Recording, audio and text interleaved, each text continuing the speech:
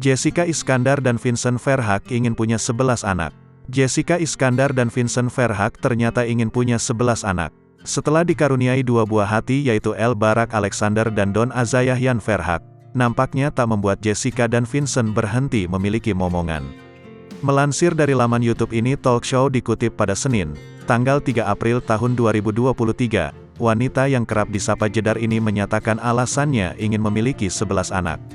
Rupanya hal tersebut merupakan permintaan dari putranya El Barak. Pengen sih, punya 11 anak, itu sih angan-angannya El Barak aja, ujar Jessica Iskandar. Juga dikatakan Vincent, awal mulanya El Barak meminta adik lagi itu lantaran keinginannya untuk membentuk tim sepak bola. Dia kan lagi suka main bola, yang dia tahu di lapangan itu kan ada 11 pemain. Dia bilang aku maunya 11 pengen bikin tim dia. Terus aku bilang, yang siap gak 11, ungkap Vincent.